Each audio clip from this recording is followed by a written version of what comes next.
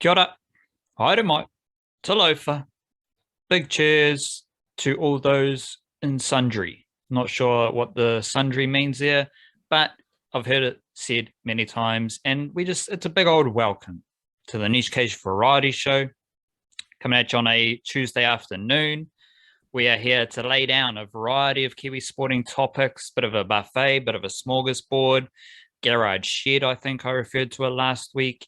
It's a bit of everything, miscellaneous items, a bit of an op shop. There we go, an op shop this week. We're a Kiwi sports op shop where you can find little treasures of the best sporting nation in the world. Prior to this, we have recorded our Patreon podcast for our Patreon whānau. Join the Patreon whānau at patreon.com/El Niche Cache, EL Niche Cache. Fantastic karma rewards for just supporting the Niche Cache and all our efforts for Aotearoa sport and broadcasting Aotearoa sport. And we drop extra podcasts every week. We recorded it today, so we recapped the Blackcaps drawn test in India against India. And we also chatted some Wellington Phoenix. So make sure that if you're a fan of the Niche Cache, if you like what we're doing, join the Patreon whānau. It's the best way to support us straight up the guts and keep the positive energy moving. Bit of Shoshin. Yeah. Shoshin. You know, we're always trying to grow and expand as well. So with our Patreon whānau support, we can do that every Monday and Friday. Email banger, thenichecache.substack.com. Whack in your email address, you get all the Niche Cache content straight into your email on a Monday and Friday evening. Bonus yarns as always. So just do that, because then you don't have to worry about scrolling through your Facebook or whatever the fuck, like all that weird shit. Don't worry about it. Just go check your email on a Monday, Friday evening, and there's a whole lot of Kiwi sports content right there for you. And much of that content comes from our website blog thing, theniche-cache.com. And there's always fantastic Kiwi sports yarns to be had at theniche-cache.com. Wobbly Wildcard reporting from the northern extremities of Aotearoa. Can you please deliver some mindfulness from the Kauri tree? Yeah, not necessarily a recommended thing to be scrolling down those social media feeds, but that is actually where I got this one from. It was one that popped up in the old Twitter thing from Mr. Lao Su, who has been a regular contributor to this segment of the podcast. He said, "What's your thoughts? They become words. What's your words? They become actions. What's your actions? They become a habit." So it's a detailed thing of how your thoughts become habit. Like he's breaking down how your thoughts become habits through that little step ladder, and that is the most powerful thing. Because then you realize that the power within you is all with your thoughts, and that's how you fucking generate your good habits. And also your bad habits, but it also shows you that you can change those bad habits by altering your thoughts, which are ultimately your perception, and that's how you sort of like how you understand the world around you is by thinking about it, right? So like you can basically change your environment in order to change your habits by changing your mind. If that I think that holds up. I think that stacks through. Good enough for Lao Tzu. Good enough for our mindfulness introduction. Yeah, fair cool. I'm pretty sure various Kiwi athletes that we're mentioning right now that have developed great habits through positive thoughts. And just imagine batting on the final day of a test match in India. What kind of actions are you trying to manifest? What kind of habits are you trying to create out there in the field? Well, if you're batting and you're like, fuck, this sucks, I'm going to get out. What all these dudes, like, what's happening here? It's spinning so much. It's so difficult. It's so hot. I'm in India. Right, the power of your thoughts in those moments is really important as well. So that's just topical shit. Just topical right there. I'm sure Ajaz Patel, Rachin Ravindra used a bit of their thought prowess. Like Kane Williamson, maiden after maiden after maiden. I'd pay money to get in their head. Like, what are you doing? Between deliveries, what's happening, you know? I reckon it's flat lines, it's the heartbeat meter or whatever. Some people will be going like this. He'd just be nice and keeping it steady, like no thoughts, good, just like a pure mindful state, because that's his happy place, man. Like that's where he finds his zen, is just getting his front foot out to the spinners and getting right over the top of the ball and defending. I'll get into my 1332 take here, because this actually leads on from the opposite of that, in the way that where bad thoughts can lead to bad habits and whatever.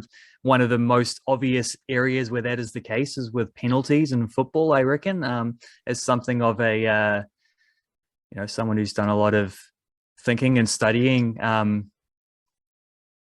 how these things. Am I still recording here? Here we go.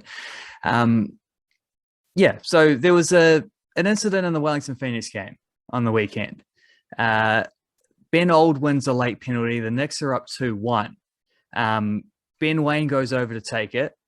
Reno Piscopo also goes over to take it.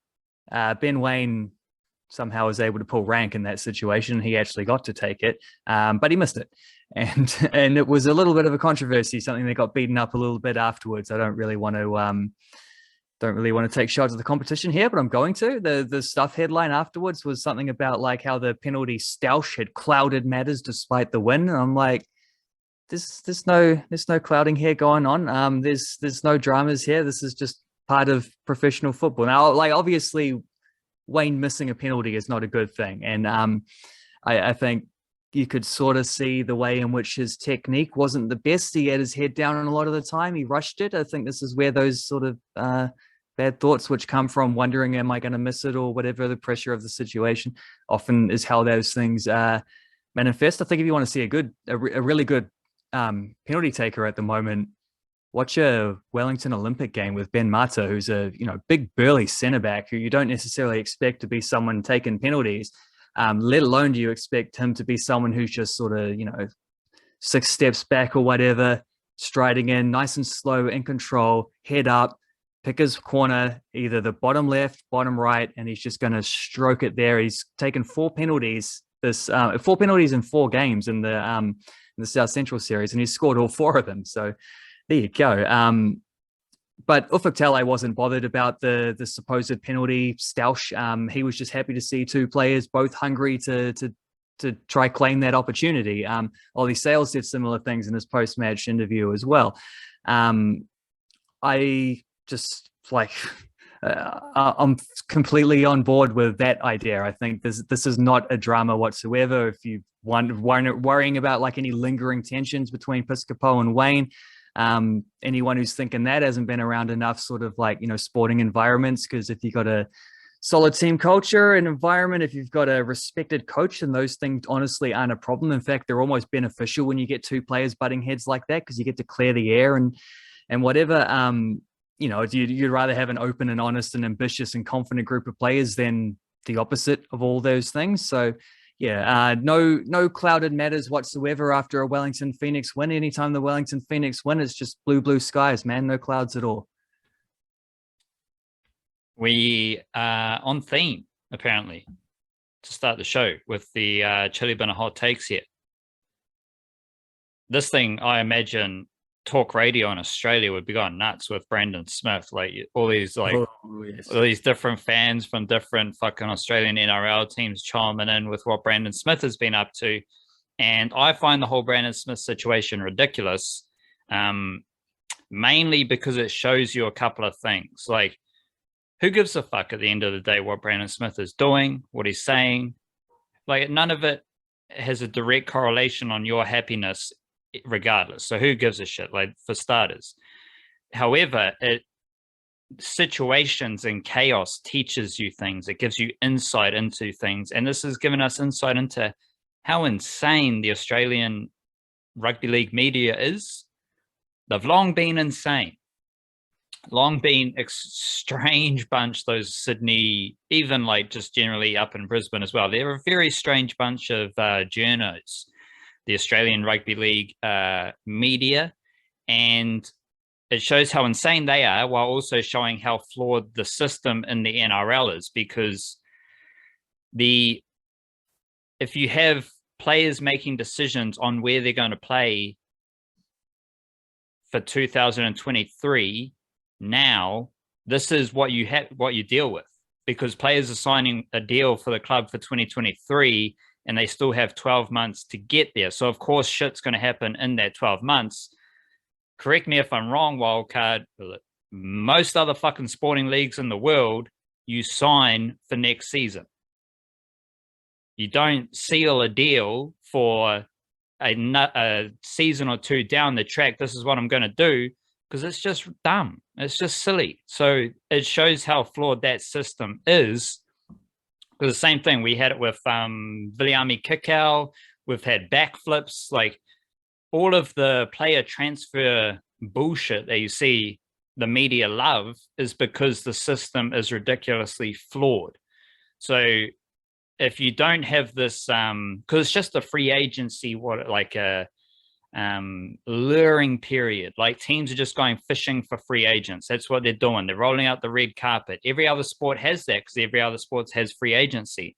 And Brandon Smith, he's exploring his free agency, and yeah, he just offered great transparency through the process. But that should be happening for next season. Like, teams should be fishing for a free agent for next season, not for 2023. And to come back to the Australian media insanity, are they jealous? Are they jealous of an independent media company, YKTR, providing information from the player who didn't provide that information to the insane Australian journos? Like, it's just a question. Are they jealous? Because it seems like they're pretty jealous with how emotional media outlets are in their response to what's happened. So obviously Brandon Smith, Harty Kiwi, Waiheke Island Ram, Aotearoa Kiwis legend already, premiership winner. Right now he's like among the best 50 New Zealand rugby league players there's ever been. And that's saying a lot for someone so young, I reckon. And he did what he did, and it's all good. Doesn't impact us in any way as individuals, but it does show us some interesting things about the NRL. Let's just say that. Interesting things about the NRL. And if we're looking at this from the outside in, as most people are going to be from New Zealand and around, and from outside the fishbowl that is the NRL community in Australia, just have a laugh. Like, we don't have to get our knickers in a twist about it. So it's all good. Vitamin statistics here, Wildcard. We pluck important statistics out and we share them to tell a story. What have you got vitamin statistics wise? Yeah, how's this for a good story? Rachin Ravindra and Ajaz Patel against India in Kanpur 2021, 10th wicket partnership, batting to save the test match in a big deficit, 10-run partnership. Doesn't really matter so much. A little bit more about the 52 deliveries that they faced was the point. When has this ever happened before for the Blackcaps? Well, it actually has happened once before, and I thought it was a interesting yarn during the commentary where Simon Doull was there, like right down the stretch. They brought him in as one of the closers in the commentary box, and he said something at one point which I often, when I'm sitting at home listening to sports commentary, I often find myself arguing with the commentators for a variety of reasons. Simon Doull says something about, like, when you save a test match for your country with the bat as a bowler, it is the best feeling in the world. And I'm like, what about winning a test match, bro? Like, wouldn't that be better? Wouldn't you rather win a test match?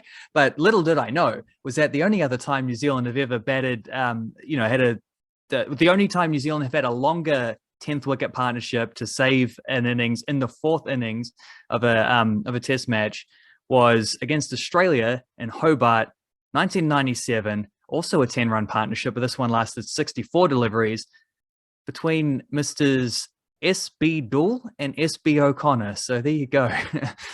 Simon Doull actually knew exactly what he was talking about, and it was a very personal anecdote when he was saying that.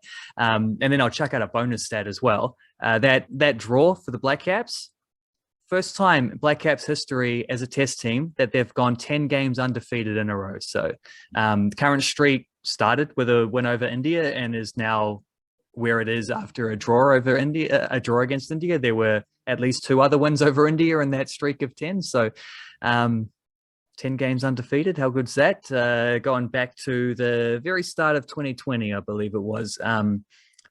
That's just some fantastic Blackcaps areas for a team who famously took, was it 26, 28 years, something like that, to win their first ever test match after becoming a test nation. So to be where they are now, world test champions, doesn't happen by accident. Well, just repeat the Blackcaps undefeated and include the Wellington Phoenix undefeated streak. Well, the Wellington Phoenix are undefeated for 13 games, finished last season on an 11-game undefeated streak and have a draw and a win to start the season. So that is a club record as well. That is the club record, actually, that has been broken a couple of times in the last couple of years. What I will say about that club record is it does span 2 seasons. And also, if you're finishing a season on an undefeated streak, that means one of 2 things.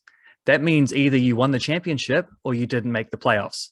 So, in a league, obviously, that has playoffs. So that is a little bit of an asterisk on the Phoenix thing. Is the reason that undefeated streak lasted is because they didn't actually make the finals. They missed out by 1 point. But yes, 13 games undefeated, whereas the Blackcaps, 10 games undefeated in test matches, longest ever streak as well. Beautiful things. I'm going to the Super Smash where Dane Cleaver, he hit 114 at 211 strike rate. He absolutely smashed the Otago Volt's bowling attack 4CD. And the important thing here with Dane Cleaver is he was second in Plunkett Shield runs at the same time this summer, averaging 62. So Dane Cleaver is the second leading run scorer in the Plunkett Shield. First Super Smash game, hits 114 at a strike rate of 211. And then that is even funkier because last season, Dane Cleaver hit 117 runs at an average of 16. So he basically went from being average, crappy in the Super Smash to being destructive, batting number 3 for the CD Stags. So big up to Dane Cleaver, and also shout out to Amelia Kerr. First Super Smash game for her. She took 4 wickets and hit 71. Her last 3 games, 5 wickets, 15 runs, 5 wickets, 41 runs, 4 wickets, 71 runs. So Amelia Kerr has played 3 games of cricket. She's got 14 wickets. She's got a knock of 71, a knock of 41. So she is in dominant form.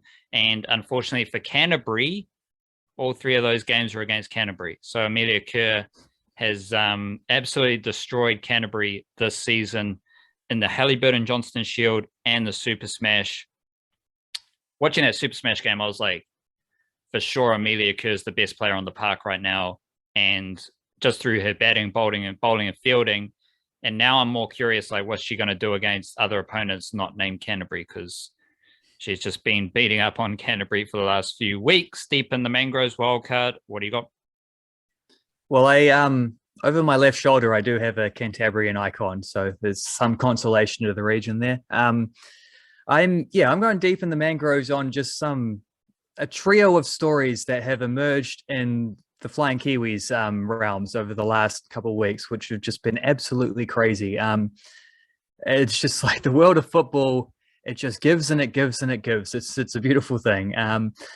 Joe Bell was playing a very important game yesterday morning. They, a win, and they basically secured 3rd place, which would be their best finish since 2007. A fantastic effort for a team that was relegated in 2017.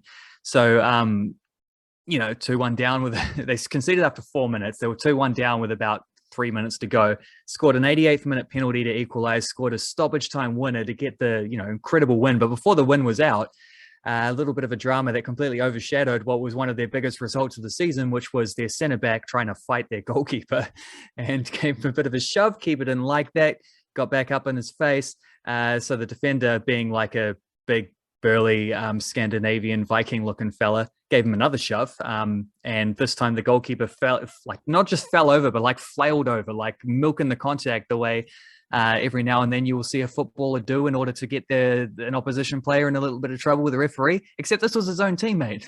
The defender got sent off for it. They did share like a little bit of a it was some lolly thing it was like a Smile branded thing of lollies. They look like those little they look like wine gums or something, in the long sort of tubular thing. They were just standing, the little photo opportunity for the team thing. So apparently the hatchets have been buried. I think this is similar areas to what I was saying about Ben Waine and Reno Piscopo in terms of like what happens on the pitch often stays on the pitch. It doesn't actually necessarily mean a big drama. However, it was a hilarious clip, and Joe Bell had some great reactions in there, trying to talk to the referee out of giving a card, being like, no, it's fine, we got it under control. And then when realizing the red was coming, he just like had a moment of shock, like hands to the head. That was quite funny. So that whole incident was crazy. There was also an incident with Joey Champness this week where they're playing against who would they have been playing again? I think it was Besiktas for Giresunspor in the Turkish Super League. Champness is on as a late sub. He's sort of trying to earn his way into the team, getting little cameos here and there, having only signed relatively recently. So they're about 3-0 up. It's last couple minutes of the game. Besiktas are down to 10 men. They win the ball, pressing up, counter-attack. No one to beat but the goalkeeper with two attackers running at him. Goalkeeper tries to shuffle his feet and gets like a sprig stuck in the dirt or something and twists his knee pretty badly. Like there's a side angle where you can see like his knees both pointing in ways they shouldn't have been. He collapses backwards injured and is like rolling on the ground in pain. Meanwhile, the counterattack continues. The ball is squared over to Champness, who taps it into an empty net. There's probably a little bit of controversy about that in terms of like, should you have kicked the ball out or whatever? I just think it's a freak incident. I counted maybe 5 seconds from the point at which the goalkeeper goes down to where Champness is shooting. In the middle of a game, especially when you're coming on full of energy as a substitute, trying to win your position, that's just not much time to make a decision at all. If it had been like a contact injury, if one of his teammates had run into the keeper and caused, then I think definitely you kick the ball out and whatever. But you don't know the goalkeeper just falls over. For all he knows, the keeper's trying to fake it to get him to stop, which wasn't the case. But it could have been. Wouldn't put it past footballers now and then to try something like that. So I don't have any worries whatsoever with what Joey Champness did. I think it's a freak incident that'll never, ever happen in his career again, where he's got an injured goalkeeper in front of him that happens like off the wall, no contact or anything. So just generally a mad situation there. And then the maddest of the lot, I think, was this game that Andre de Jong was playing in a couple of weeks ago, where over in South Africa. So it's Amazulu against a team called something Gallants, the Gallants. They're playing... First of all, Andre de Jong has been called up to start this game, having barely been involved for the team for a year and a half, basically. All of a sudden, just out of the blue, he gets to start. But 9 minutes into the game, the referees are like, this is ridiculous. We're going to have to pause proceedings because Amazulu in their dark green kits and Gallants in their navy blue kits, there was too much of a clash. It doesn't look too bad from pictures I've seen, but apparently players were struggling to pick out which players are on their team and which players aren't. So the referee calls a halt to proceedings. They try to figure out a way to get some different kits. Turns out that Gallants, who are from like the other side of the country, had traveled without an alternate kit. So they didn't have any change of shirts to play in. And it's probably like the top level of, South African Premier Soccer League, probably a step above doing what you do at like, under 15s grade, where just one team has to wear bibs, or one team turns we actually played a team earlier this in my own club season who had to play inside out shirts because their shirts were too close and they didn't have an alternate. But probably don't want to do that in the South African Premier Soccer League. So what happened is they first of all paused the game and tried to get Amazulu to wear their away kit, which is white, which was no dramas. But they wouldn't do that because they're like, we're the home team. We don't want to change our kits. They should have been better prepared. They should have to default the game and we should win. But yeah, so they couldn't get the game started in a hurry as they were trying, and like the president from the other team was trying on the phone, trying to see how quickly could we get some kits shipped out, whatever. But they actually couldn't delay the game any longer because Amazulu's lights weren't working. They took the lights down to do some like repairs, and they weren't. So they couldn't, like, if the game was going to last long enough for it to get dark, they'd have to call it off anyway. So they abandoned the game, came back the next day. Lucky for Andre de Jong, they were like, well, we have to name the same starting 11 as you did the day before. This time, Amazulu wore their white kits, and the game ended in a boring little draw. So, so much for that. But Andre de Jong has continued to get some minutes since then and has set up a goal in each of his last 2 appearances. So that's cool. Yeah, just 3 absolutely mental times in Flying Kiwis football that I thought I'd highlight there. Just the madness of world sport sometimes.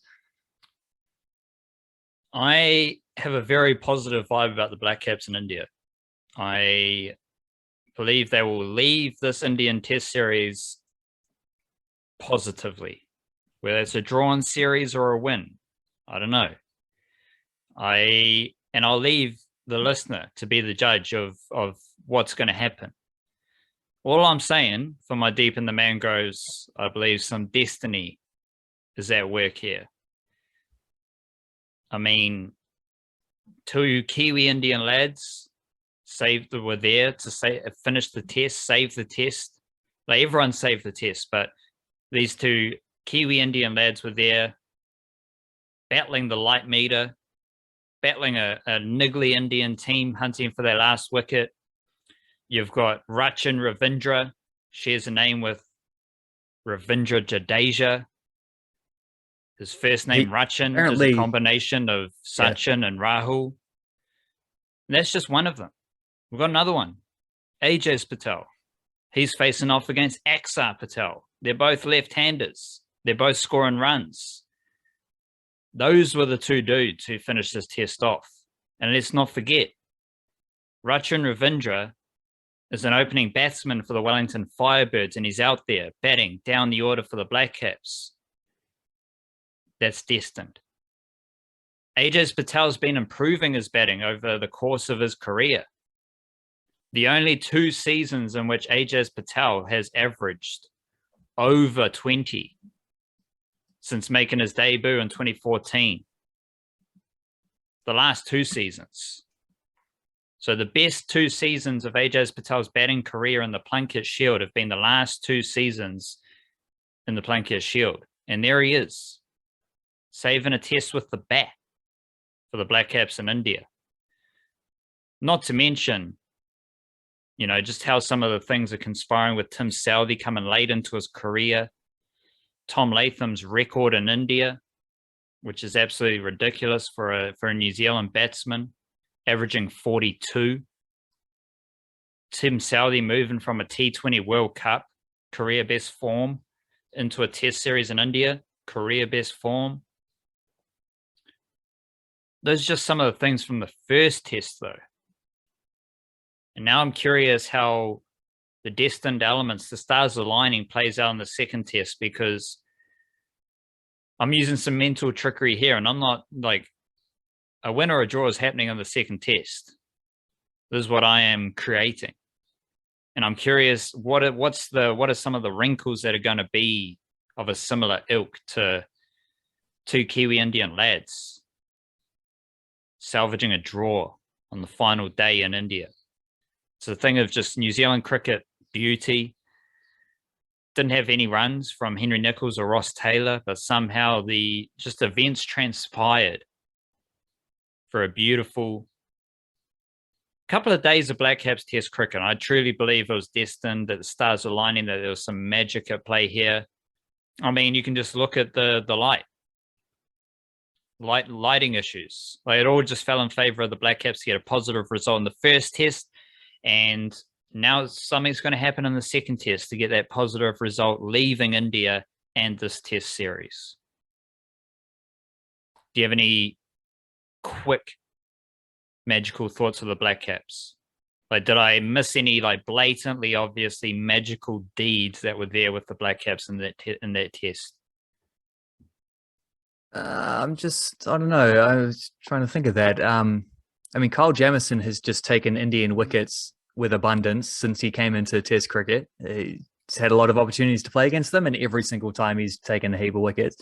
There might be something on Will Young being nice and primed for this opportunity. I'm just buzzing about, because I only just heard that thing about Rachin Ravindra's name, like during this test match. I didn't realize the Rahul plus Sachin equals Rachin thing. I didn't realize that. Apparently that's for real.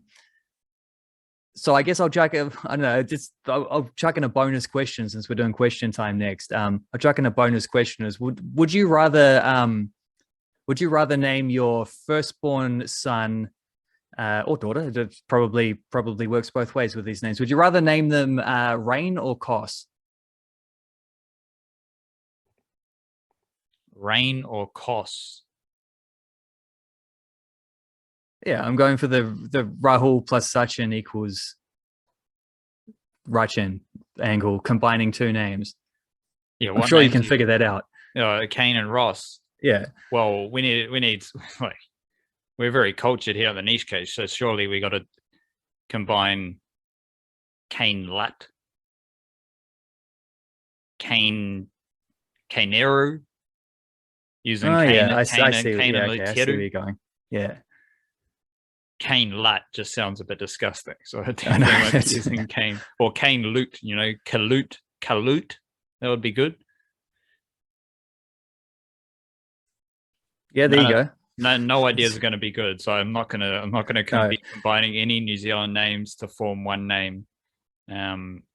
Rachin just actually sounds like it's how like I don't know, I hear this a lot like through hip hop music, and they're like, Wu-Tang means world united, tangible, alien, whatever. And I was thinking like a lot of that stuff is really easy to come up with afterwards.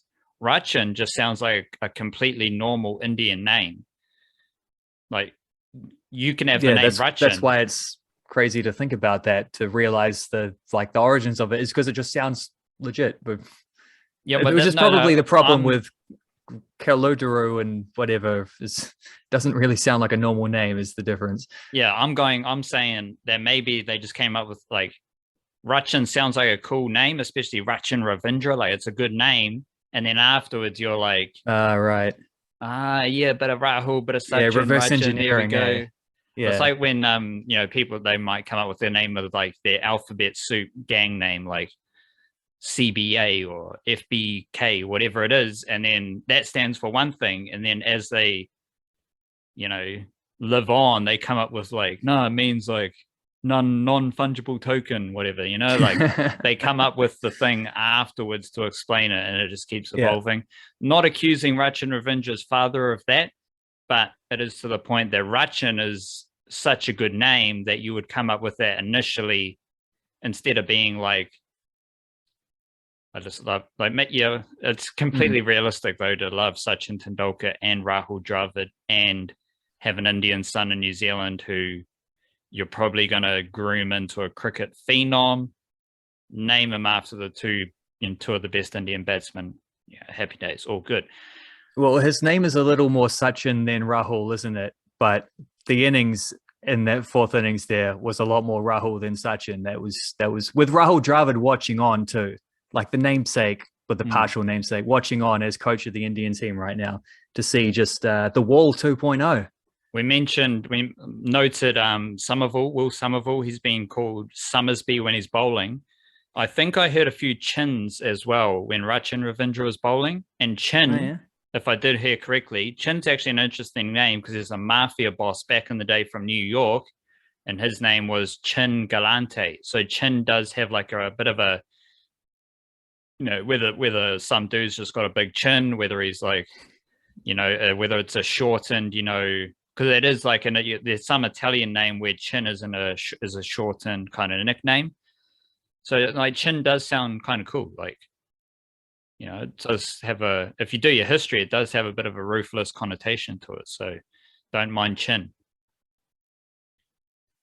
Don't mind Chin. I do have a real question though for you, which is cricket related. So I will carry on this tangent, which is nice and simple. What, if any, changes would you make to the Blackcaps lineup for the second test? I would. Well, first I'd probably check in with Summersby and just hit him up, see if he wants to spin the ball. And if he is not going to be spinning the ball, I'd probably replace Will Somerville with Neil Wagner. I think I've just got a thing for Neil Wagner in these conditions. I think you just stick with Ravindra, stick with Jamieson. Obviously, Southey was fantastic. We did talk about ahead of the first test, we did talk about rotating Jamieson or Southey out for the second test. Then you bring in Neil Wagner. I think you just bring in Neil Wagner for Somerville. But it's like a lot of it depends on Will Somerville finding a groove. If he's able to, get around the dressing room and get into Kane Williamson's ear and do a bit of politicking with the Blackcaps staff there and show them in the nets that he is turning the ball and those kind of things. Like, I'm open to his improvement ahead of the second test. I'm also just like mentally prepared to see Neil Wagner. Like, watching him run the drinks was sad. Like, it was beautiful because he's like one of New Zealand's best bowlers and he's running the drinks and he's doing it like all those guys, Daryl Mitchell, Glenn Phillips, Mitchell Santner. Just love seeing them like doing the drinks to the best of their ability. But it's a bit like seeing a wild lion in captivity, isn't it? Oh, it definitely is. You just like Neil, like, I don't know if he would have been happy running onto the field at any stage. He was just like looking around. He's like, fucking get me in here. I'm ready for this fucking contest. Let's go. That type of thing. I heard something ridiculous wildcard in the Super Smash game on the Sunday afternoon. Katey Martin. I reckon Katey Martin is probably the best colour commentator in New Zealand sport.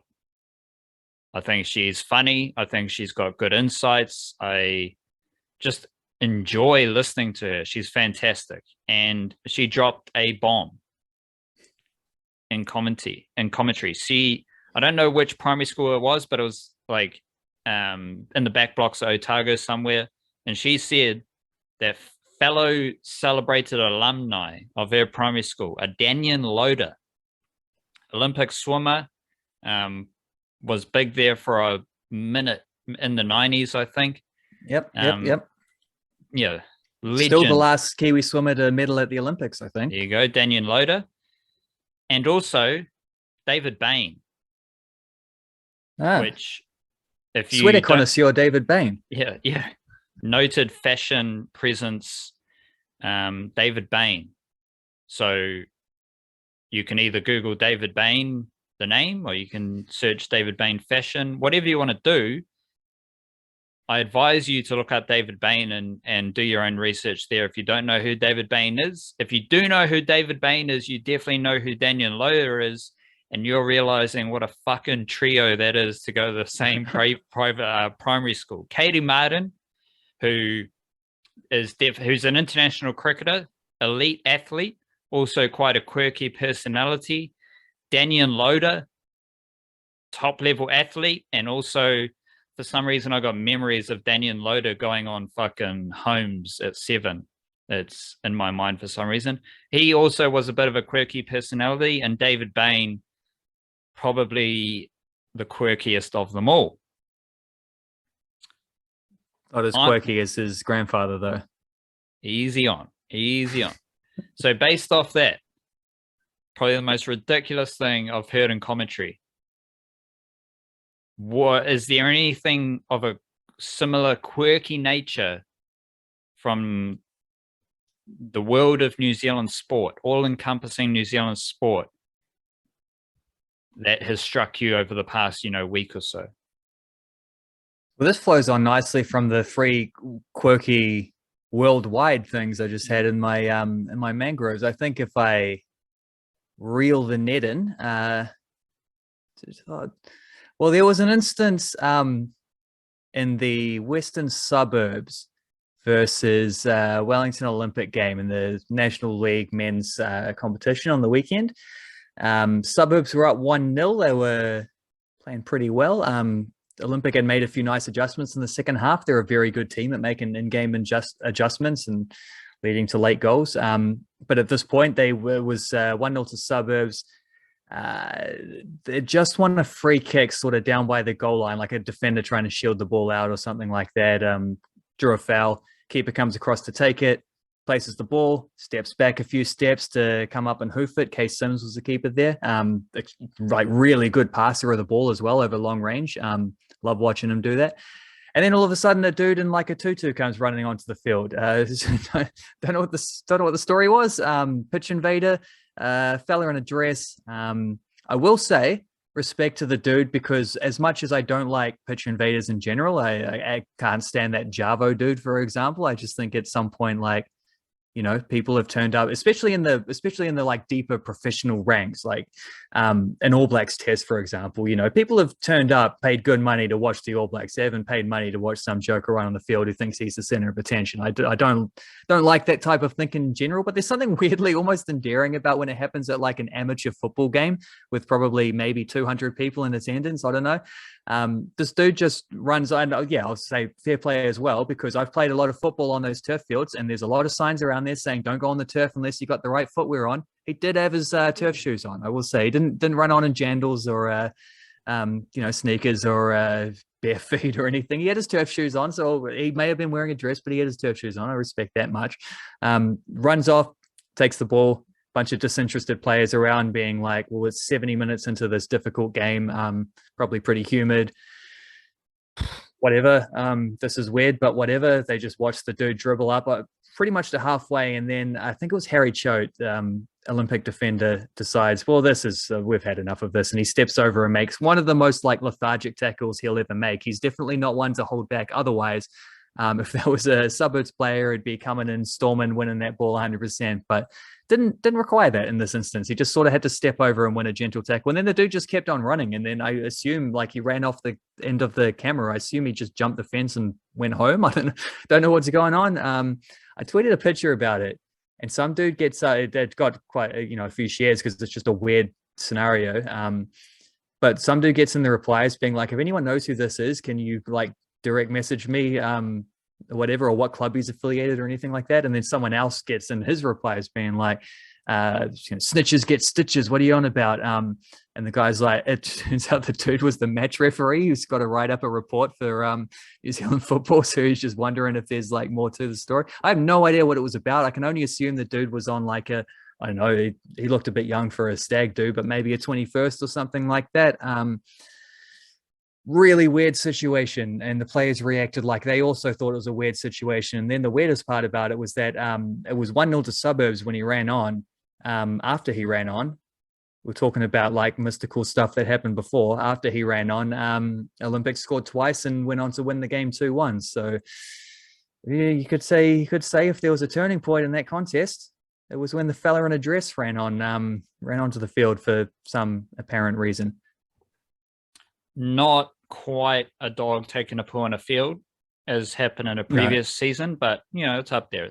Musical Jam via Sun Return Records. Sun Return Records, pretty low-key New Zealand hip-hop label. If you just go on YouTube, search Sun Return Records, there's just a nice steady wave of fresh and invigorating New Zealand music. There's a new song via Sun Return Records from Double Double. The name is lettering DBL, so I assume that's Double Double.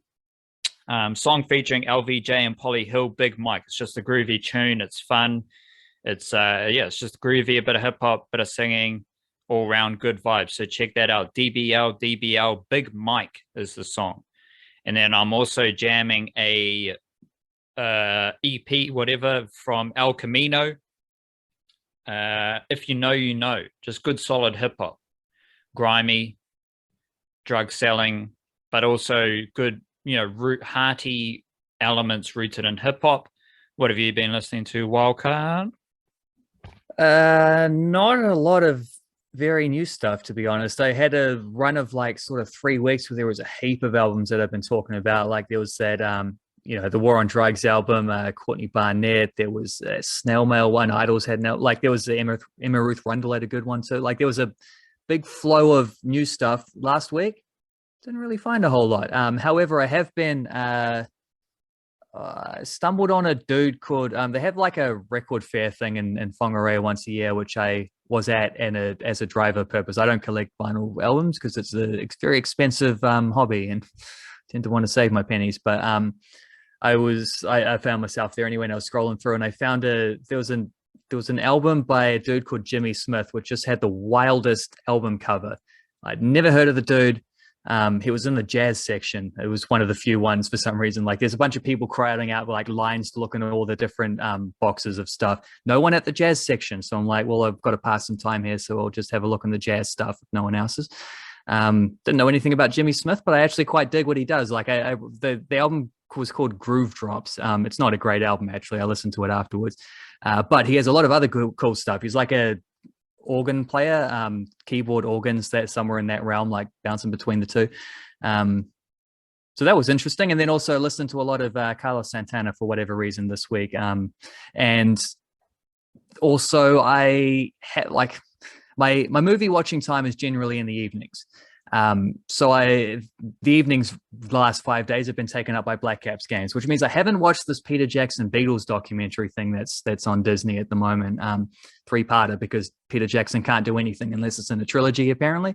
Haven't watched it yet, but I'm actually quite excited to have a peek at that, and I can only imagine that will require me listening to that Let It Be album a couple of times. Not my favorite Beatles album, to be fair. I think it's arguably their worst one, but it has a couple of classic tunes on there. So, and the opportunity to see like this like footage from the time, one of the best bands of all time, just like coming up with songs in the studio, like watching their creative processes sounds kind of fascinating. And I know Peter Jackson is a big Beatles fan as well, so I expect he's done it with whatever that word is, with honor and whatever. So I looking forward to having it hopefully tonight if I can finish Flying Kiwis and the men's premiership right up in time, which I should do. So I might have a peek at that one later on.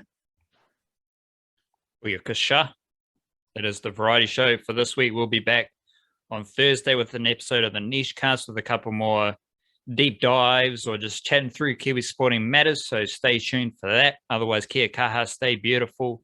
Cheer, cheer.